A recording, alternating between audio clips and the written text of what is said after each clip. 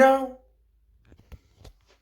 a lot of people say that the camera adds weight. The camera makes you look bigger, makes you look fatter, as does the mirror, things like that. But in my experience, it's been quite the opposite.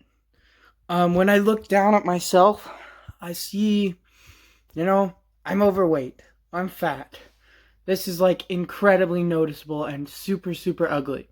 But then I look at myself in the camera, and these things aren't as noticeable. They aren't as noticeable. So the view from the camera is a lot like the view from another person. A lot of people might judge, right? There's a lot of talk about, especially among women, things like body positivity versus, the alternative body negativity. But women in general can rock big bodies a lot better than men. Let me tell you. I've always been self-conscious about my weight, and I need to lose some. I need to get healthier. I need to be more active. I certainly do. But, people don't talk about men's health enough. A lot of it, I'm not saying that we should stop talking about women's bodies or women's health in general, because, right, body positivity for women is obviously important too. But in my opinion, at least, women can rock big bodies. Women can be a little fatter. Women can have, large breasts and look good. They look fine. Us men, especially if you look on the internet, if you look literally anywhere in Hollywood, literally everyone who is behind a screen most of the time is really, really well in shape. And that's just, there are obviously lots of exceptions like Jack Black, but, in general, men who are overweight are more outcasted than women who are overweight, because we can't look as good.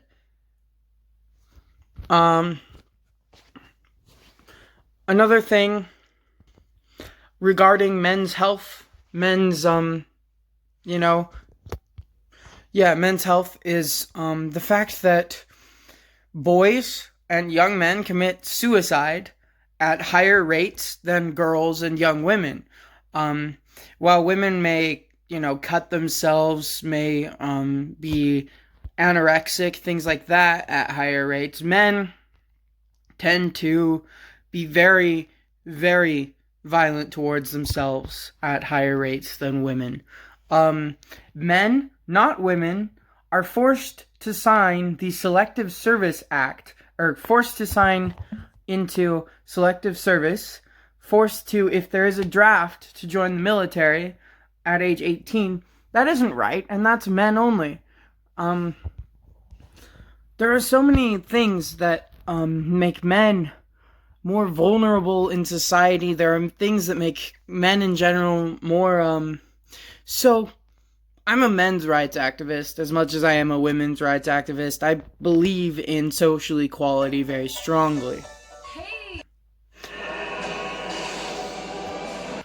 So I'm making this video to sort of show that men in general, men's health, men's shape, men's mentality needs more attention, because we focus a lot as a society, as a people, on women's health and women's bodies and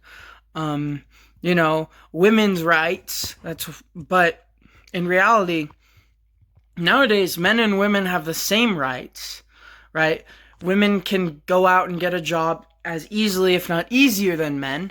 Women can vote, have been able to vote since the 1920s. So in today's society, men and women are largely equal. And it's sad that in general, we focus so much on women's issues. There's things like there's literally a women's studies in college as a major. There's women's, like lots of women's uh, the idea of diversity and inclusion, the idea, like women representation, especially in tech and politics. But because we've been focusing so much on women, we've also been ignoring the issues that men face. I think that we should work on both, right? But at the same time, I don't think it should be such a focus that your gender is a definitive part of who you are. Like, it's kind of sad. A lot of women who run for local office or even run for federal office will say, yeah, one of my merits is I'm a woman. That is actually a direct quote from Hillary Rodham Clinton in 2016, right?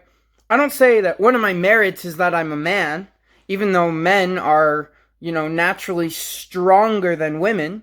But I'm not going to say that one of my merits is I'm a man, right? Men and women we aren't the same, but we're equal.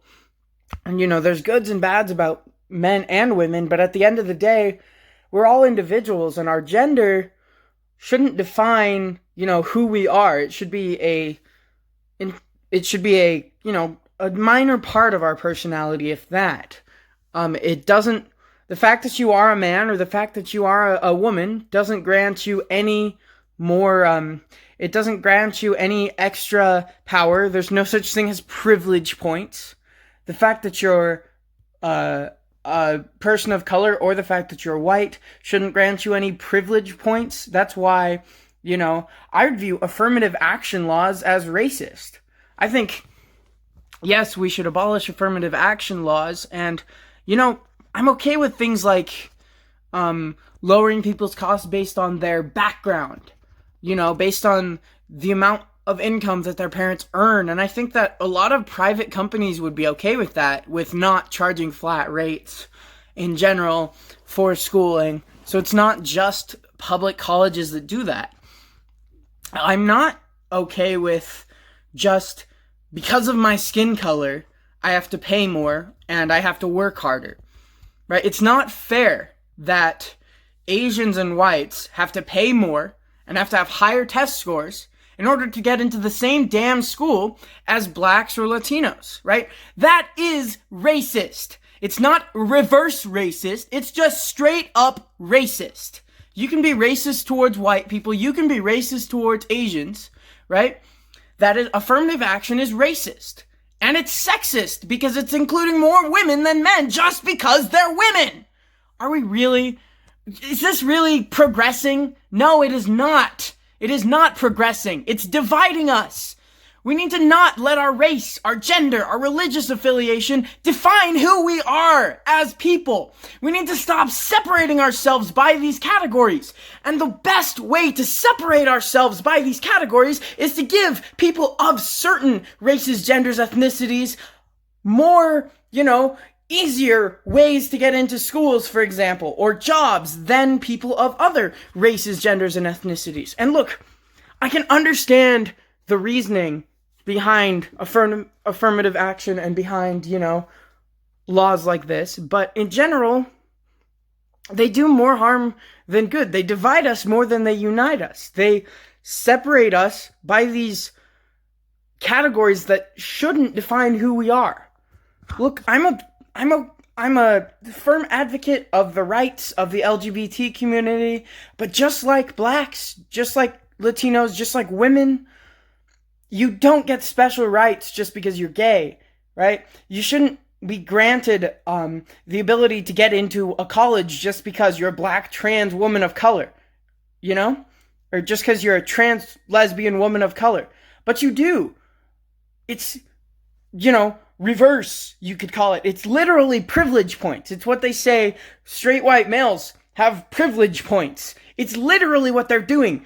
If you are an African American or Latino or mix even, Muslim, lesbian, trans woman, you get into Harvard for like $2,000 a semester. It's ridiculous the way they use race and gender and even political affiliation. Like, a lot of major schools, they say if you're more progressive, you can get in you can get in, whereas if you're more conservative or libertarian, you don't. It's an echo chamber, and it's ridiculous, and it's got to stop. Thanks for listening to my rant. That's episode 32.